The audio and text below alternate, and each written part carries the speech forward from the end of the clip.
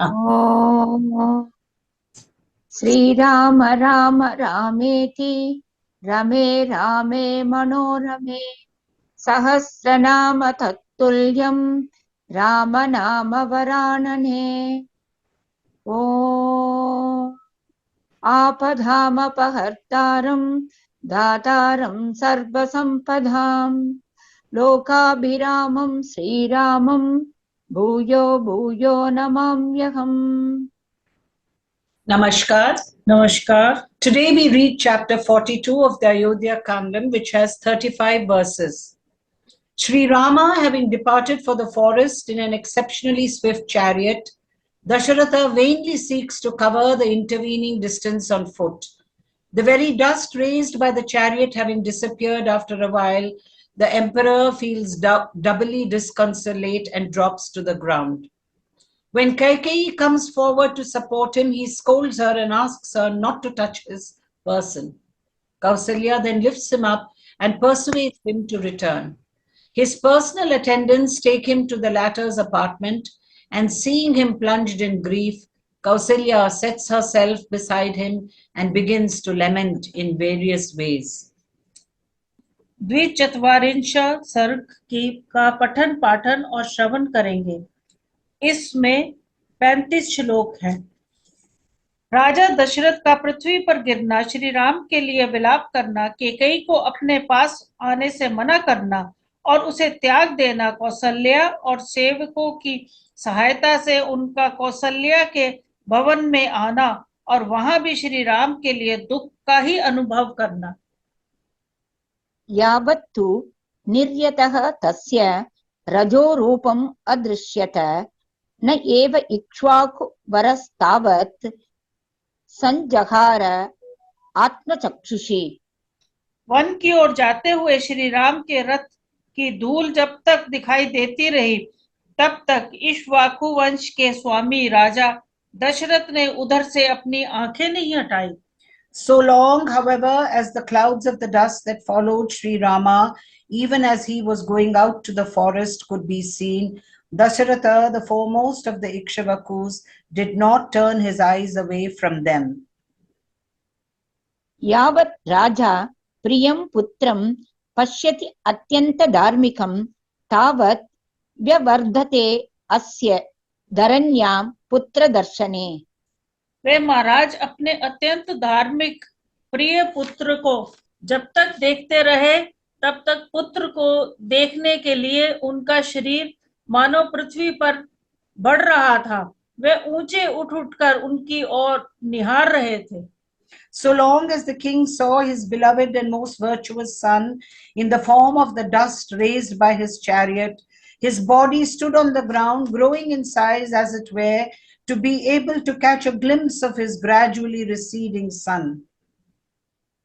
न पश्यति रजो अपि अस्य यदा रामस्य भूमिपः तदार्तश्च निषन्नाश्च पपात धरणीतले। जब तक राजा को श्री राम के रथ की धूल भी नहीं दिखाई देने लगी, तब वह अत्यंत आर्त और विषादग्रस्त हो पृथ्वी पर गिर पड़े। The moment, however, the king ceased to behold even the dust of the chariot of the said SriRama, he dropped to the ground, afflicted and dejected. तस्य दक्षिणम् अन्भागात् कौसल्या बाहुमङ्गना परं च अस्य अन्भागात् पार्श्वं कैकेयी सा सुमध्यमा। उस समय उन्हें सहारा देने के लिए उनकी धर्म पत्नी कौसल्या देवी दाहिने बाह के पास आई और सुंदरी कैकेयी उनके वाम भाग में आ पहुंची। His senior-most wife Kausalya approached his right arm in order to lift him up by that arm, while the notorious Kaikeyi of charming limbs went up to his other left side. ताम नयेन च संपन्नो धर्मेण विनयेन च उवाच राजा कैकेयीं समीक्ष्य व्यथितेन्द्रियः। कैकेयी को देखते ही नए विनय और धर्म से संपन्न राजा दशरथ की समस्त इंद्रियां व्यथित हो उठी। वह बोल उठे, Distressed in mind to behold Kaikeyi, the king, who was richly endowed with prudence as well as with piety and culture, spoke to her as follows. Kaikeyi mam akangini ma sprakshi papa nishchaye nahi tvam drishtumichhami na bharya na cha bandhavi. पाप पूर्ण विचार रखने वाली केकई, तू मेरे अंगों का स्पर्श ना कर, मैं तुझे देखना नहीं चाहता, तू ना तो मेरी भार्य है और ना ही बांधवी. O Kaikeyi of sinful resolve, pray, do not touch my limbs. Really, I do not wish to see you. You are neither my wedded wife nor my relation. Ye cha tvam anujivanti naham tesham nathe mama kevala arthaparam hi tvam tyakta dharmam त्यजाम्यहम्. जो तेरा आश्रय लेकर जीवन निर्वाह करते हैं, मैं उनका स्वामी नहीं हूँ और वह मेरे परिजन नहीं है. तूने केवल धन में आसक्त होकर धर्म का त्याग किया है, इसलिए मैं तेरा परित्याग करता हूँ. Nay, I am no longer the master of those who depend for their subsistence on you, nor are they my servants anymore. I disown you who are solely devoted to your selfish ends and have forsaken virtue. अघृण्णाम यच्छ ते पाणिम अग्निम पर्यनायम च यथ अनुजानामि तत् सर्वम अस्मिन् लोके परत्र च. मैंने जो तेरा पानी ग्रहण किया है और तुझे साथ लेकर अग्नि की परिक्रमा की है, तेरे साथ का वह सारा संबंध इस लोक और परलोक के लिए भी त्याग देता हूँ. I hereby disclaim all the benefits that will accrue to me hereafter in this world and the next, for the fact that I clasped your hand in marriage and took you round the fire with me. परतः चेत् प्रतीतः स्याद् राज्यं प्राप्यैतद् अव्ययं यन्मे सदध्याद् पित्रर्थं मां तत् दत्तमागमत्. तेरा पुत्र भरत भी यदि इस विघ्न बाधा से रहित राज्य को पाकर प्रसन्न हो, तो वह मेरे लिए श्राद्ध में जो कुछ पिंड या जल आदि दान करे, वह मुझे प्राप्त ना हो. If Bharat gets delighted to receive the sovereignty free from hindrance, let not that which he offers to me after my death by way of obsequial oblations intended for his departed ancestors reach me in the other world. अथ रेणु समुद्ध्वस्तं समुत्थाप्य नराधिपं न्यवर्तत तथा देवी कौसल्या शोककर्षिता. तदंतर शोक से कातर हुई कौसल्या देवी उस समय धरती पर लौटने के कारण धूल से व्याप्त हुए महाराज को उठाकर उनके साथ राजभवन की ओर लौटी. Forthwith lifting up the king, who was soiled with dust due to his having toppled down, Queen Kausalya, who had been emaciated through grief, then returned to the palace with the king. हत्वेव ब्रह्मणं कामात् स्पृष्टवाग्निमिव पाणिना अन्वतप्यथ धर्मात्मा पुत्रं संचिन्त्य राघवम्. जैसे कोई जानबूझकर स्वेच्छापूर्वक ब्राह्मण की हत्या कर डाले अथवा हाथ से प्रज्वलित अग्नि को का स्पर्श कर ले और ऐसा करके संतप्त होता रहे, उसी प्रकार धर्मात्मा राजा दशरथ अपने ही दिए हुए वरदान के कारण वन में गए हुए श्री राम का चिंतन करके अनुतप्त हो रहे थे. Thinking deeply of his son SriRama, a scion of Raghuvamsha, Dasharatha, of pious mind, gave way to repentance for having sent him into exile under pressure from Kaikeyi. Even as one is stung with remorse on having voluntarily killed a brahmana, or on touching a blazing fire with one's own hands. निवृत्त्यैव सीदतो रथवर्ष्मसु राज्ञो नातिबभौ रूपं ग्रस्तस्या शुमतो यथा. राजा दशरथ बारंबार पीछे लौटकर रथ के मार्गों पर देखने का कष्ट उठाते थे। उस समय उनका रूप राहुग्रस्त सूर्य की भांति अधिक शोभा नहीं पाता था। The appearance of the king, who turning back again and again exerted himself to gaze on the path which the chariot of SriRama had taken, did not look charming any more than the orb of the sun in an eclipse. विललाप स दुःखार्तः प्रियं पुत्रम् अनुस्मरन् नगरान्तम् अनुप्राप्तं बुद्ध्वा पुत्रम् अथाब्रवीत्।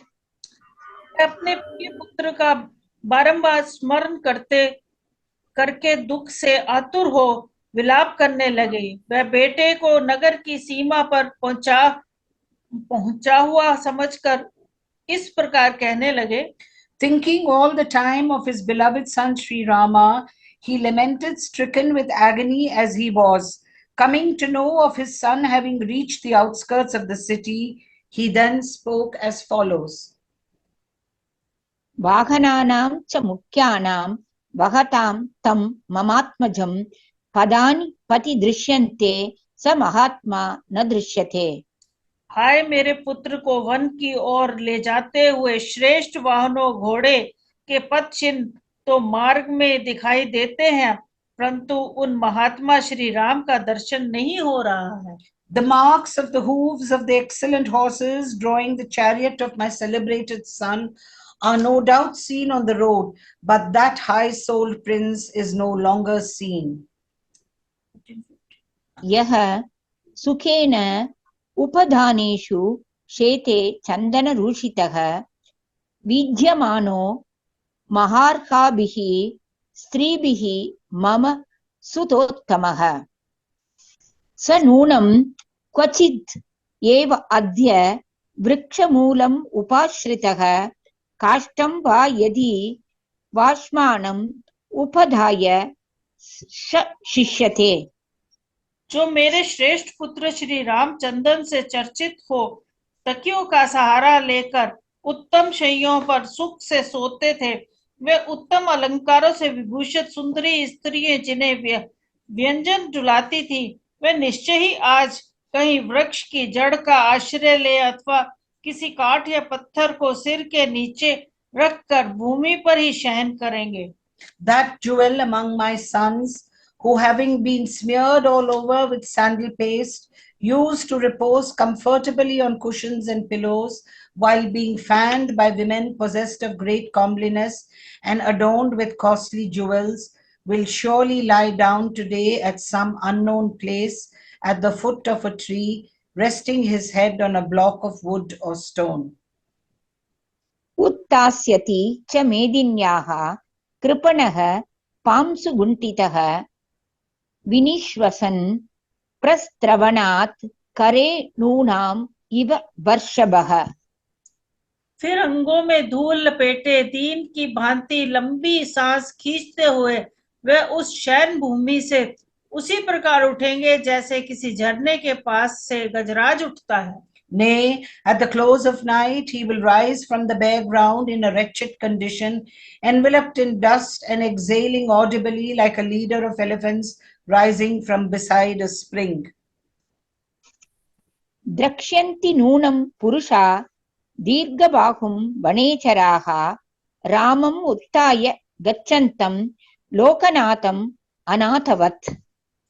निश्चय ही one में रहने वाले मनुष्य लोकनाथ महाबाहु श्री राम को वहां से अनाथ की भांति उठकर जाते हुए देखेंगे। Undoubtedly, people living in the forest will behold Rama, the protector of the world, who is possessed of long arms, rising from sleep in the forest and going forth like one forlorn. सा नूनं जनकस्य इष्टा सुता सुख साधोचिता कंटक आक्रमण क्लांता वनम अद्य गमिष्यति। जो सदा सुख भोगने के ही योग्य है, वह जनक की प्यारी पुत्र सीता आज अवश्य ही कांटों पर पैर पड़ने से व्यथा का अनुभव करती हुई वन को जाएगी। That beloved daughter of Janaka, who is ever worthy of all kinds of amenities, will surely walk today to the forest barefooted and therefore will be injured by treading on thorns.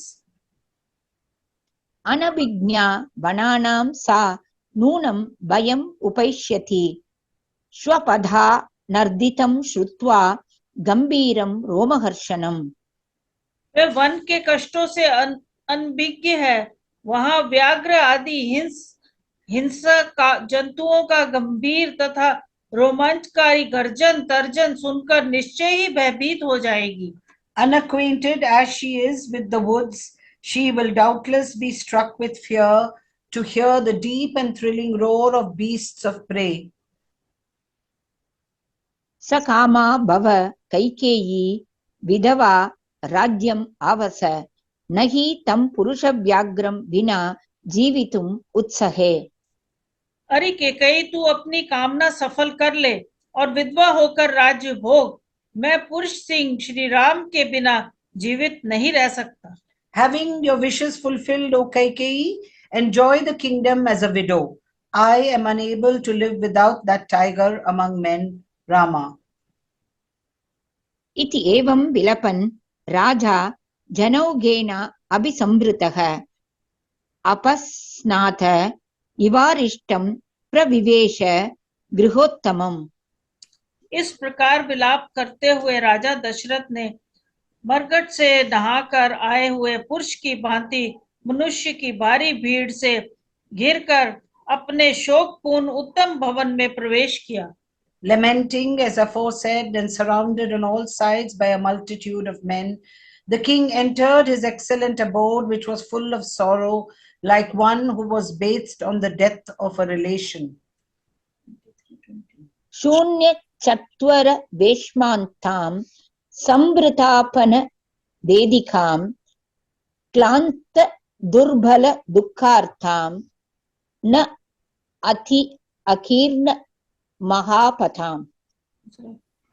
अर्थदों पढ़िरुंगा। Okay. ताम अवेक्ष्य पुरीं सर्वां रामं एवानुचिन्तयन् विलपन् प्राविशत् राजा गृहं सूर्य इव अम्बुधम। उन्होंने देखा अयोध्यापुरी के प्रत्येक घर का बाहरी चबूतरा और भीतरी भाग भी सूना हो रहा है, क्योंकि उन घर के सब लोग श्री राम के पीछे चले गए थे। बाजार हाट बंद हैं। जो लोग नगर में हैं वे भी अत्यंत क्लांत दुर्बल और दुख से आतुर हो रहे हैं तथा बड़ी बड़ी सड़कों पर भी अधिक आदमी जाते आते नहीं दिखाई देते हैं। सारे नगर की ये अवस्था देखकर श्री राम के लिए ही चिंता और विलाप करते हुए राजा उसी तरह महल के भीतर गए जैसे सूर्य मेघों का घटा में छिप जाते हैं। Perceiving the entire city of Ayodhya with its crossroads and portals deserted and the sheds in front of the shops where merchandise was spread closed, its people depressed in spirits, feeble and afflicted, and its highways not very crowded, the king entered his palace, wailing and thinking all the time of SriRama alone, even as the sun enters a cloud. महाहृदम् इव अक्षोभ्यं सुपर्णेन कृतोरघं रामेण रहितं वेश्म वैदेह्या लक्ष्मणेन च। श्री राम लक्ष्मण और सीता से रहित वह राजभवन उस महान अशोभ्य जलाशय के समान जान पड़ता था जिसके भीतर के नाग को गरुड़ उठा ले गए हों। Bereft of Sri Rama, Sita and Lakshmana, the palace looked like a big pool rendered impenetrable due to its snakes having been carried away by Garuda. अथ गद्गद शब्दस्तु विलपन् वसुधाधिपः उवाच मृदु मंदार्तं वचनं दीनम् अस्वरम्।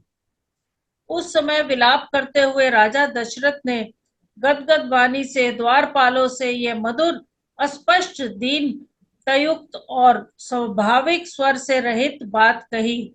The lamenting emperor then spoke to the porters in faltering, soft, pitiful and indistinct words, which were also not clearly intelligible as follows. Kausalyaya griham shigram Rama matur nayantu mam nahi anyatra mama ashvaso hridayasya bhavishyati. मुझे शीघ्र ही श्री राम माता कौशल्या के घर में पहुंचा दो, क्योंकि मेरे हृदय को और कहीं शांति नहीं मिल सकती। Take me speedily to the apartments of Kausalya, the mother of Rama, for nowhere else will my heart find solace. Iti bruvantam rajanam anayan dwaradarshinaha Kausalyaya griham tatra nyavesyatha vinitavat. ऐसी बात कहते हुए राजा दशरथ को द्वारपालों ने बड़ी विनय के साथ रानी कौशल्या के भवन में पहुंचाया और पलंग पर सुला दिया। The porters took the king who was speaking as aforesaid to the apartments of Kausalya, and there he was gently laid by them on a couch. ततः तत्र प्रविष्टस्य कौसल्याया निवेशनम् अधिरुह्यापि शयनं बभूव लुलितं मनः। वहां कौशल्या के भवन में प्रवेश करके पलंग पर आरूढ़ हो जाने पर भी राजा दशरथ का मन चंचल एवं मलिन हो रहा था। The mind of the king, even though he had entered Kausalya's apartments and had been laid on the couch, continued to be restless. पुत्रद्वयविहीनं च स्नुषया च विवर्जितम् अपश्यत् भवनं राजा नष्टचन्द्रम् इवाम्बरम्। दोनों पुत्र और पुत्र वधु सीता से रहित वह भवन राजा को चंद्रहीन आकाश की भांति श्रीहीन दिखाई देने लगा। The king found the palace, which was bereft of his two sons and destitute of his daughter-in-law, devoid of charm as the sky without the moon and the stars. तच्च दृष्ट्वा महाराजो भुजम् उद्यम्य वीर्यवान् उच्चैस्वरेण प्राक्रोशद्धा राम विजहासि नौ। Looking at the palace and lifting up his arm, the powerful emperor cried in a loud voice, "O Rama, are you really deserting us both, your mother as well as myself?" सुखिता बत तं कालं जीविष्यन्ति नरोत्तमाः परिष्वजन्तो ये रामं द्रक्ष्यन्ति पुनरागतम्। Alas, those jewels among men alone who will survive the term of Rama's exile and are eventually able to see him come back, clasping him to their bosom, will be really happy. उसे देखकर पराक्रमी महाराज ने एक बांह ऊपर उठाकर उच्च स्वर में विलाप करते हुए कहा, हाँ राम, तुम हम दोनों माता पिता को त्याग दे रहे हो, जो नरश्रेष्ठ 14 वर्षों की अवधि तक जीवित रहेंगे और अयोध्या में पुनः लौटे आए हुए श्री राम को हृदय से लगाकर देखेंगे, वे ही वास्तव में ही सुखी होंगे। अथ रात्र्यां प्रपन्नायां कालरात्र्याम् इव आत्मनः अर्धरात्रे दशरथः कौसल्याम् इदम् अब्रवीत्। तदंतर अपनी कालरात्रि के समान व रात्रि आने पर राजा दशरथ ने आधी रात होने पर कौसल्या से इस प्रकार कहा। Now when the night arrived, the night which was, as it were, the night of dissolution for him, King Dasharatha spoke at midnight to Kausalya as follows. न त्वां पश्यामि कौसल्ये साधु मां पाणिना स्पृश रामं मे अनुगता दृष्टिः अद्यापि न निवर्तते। कौसल्या, मेरी दृष्टि श्री राम के ही साथ चली गई और वह अब तक नहीं लौटी है, अतः मैं तुम्हें देख नहीं पाता हूँ। एक बार अपने हाथ से मेरे शरीर का स्पर्श तो करो। Kausalya, I am unable to see you. Please touch me with your hand well.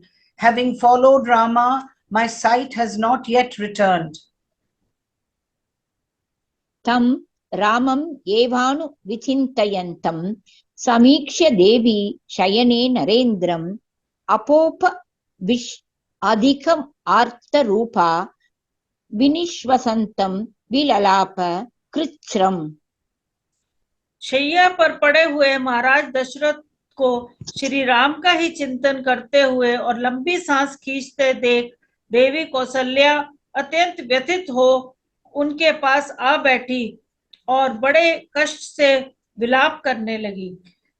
Perceiving the aforesaid monarch on the couch, who was thinking deeply all the time of SriRama alone and breathing hard with difficulty, and sitting by his side the Queen Kausalya, who wore a distressed look about her, began to wail.